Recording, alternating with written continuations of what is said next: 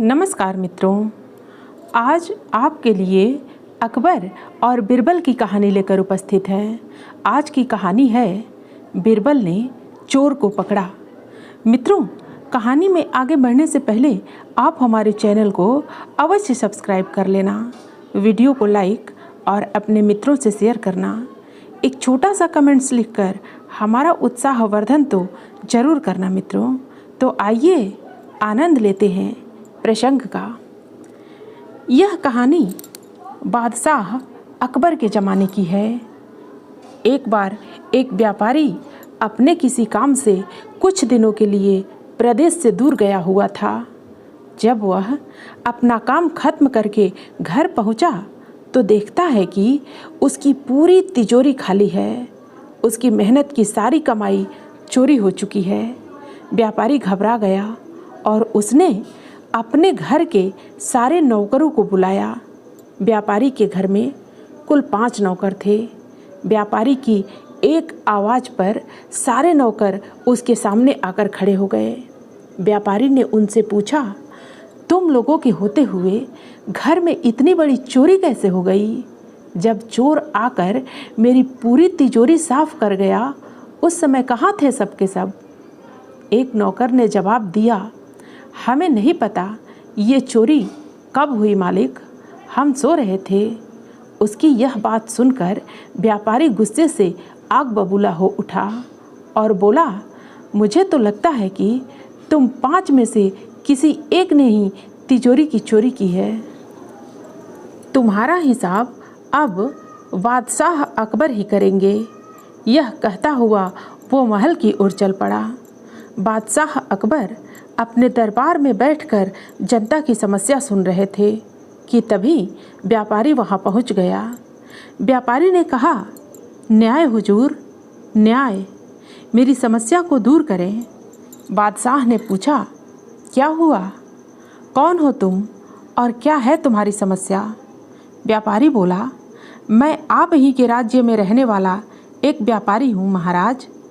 एक जरूरी काम से कुछ दिनों के लिए प्रदेश से बाहर गया था। जब वापस आया तो मेरी सारी तिजोरी लुट चुकी थी। मैं बर्बाद हो गया हुजूर, मेरी मदद करें। यह सुनकर बादशाह ने व्यापारी से कुछ सवाल पूछे, जैसे कितना सामान चोरी हुआ, क्या उसे किसी पर शक है आदि। सवालों के जवाब मिलने के बाद अकबर ने व्यापारी का मामला बिरबल को सौंप दिया और कहा कि असली चोर को पकड़ने में बिरबल उसकी मदद करेंगे। अगले दिन बिरबल व्यापारी के घर पहुँचे। उन्होंने सभी नौकरों को बुलाया और उनसे पूछा कि चोरी की रात वो सभी कहाँ थे। सभी ने कहा कि वो व्यापारी के घर में ही रहते हैं और उस रात भी व्यापारी के घर में ही सो रहे थे। बिरबल ने उनकी बात मान ली और कहा, आप सभी को परेशान होने की ज़रूरत नहीं है। मेरे हाथ में ये 5 जादुई लकड़ियाँ हैं। मैं आप सभी को एक एक लकड़ी दूंगा। जो भी चोर होगा उसकी लकड़ी आज रात 2 इंच लंबी हो जाएगी और चोर पकड़ा जाएगा।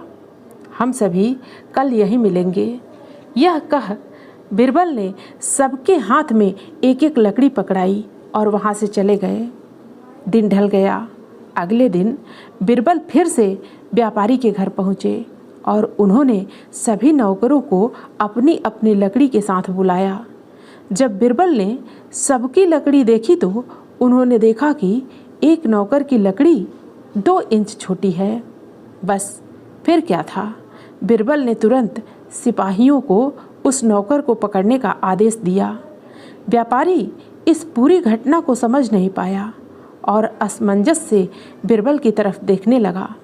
बिरबल ने व्यापारी को समझाया कि कोई लकड़ी जादुई नहीं थी, लेकिन चोर को इस बात का डर था कि उसकी लकड़ी 2 इंच बड़ी हो जाएगी और इस डर से उसने अपनी लकड़ी को 2 इंच काट दिया और वह पकड़ा गया। व्यापारी बिरबल की चतुराई से बहुत प्रभावित हुआ और उसका धन्यवाद किया।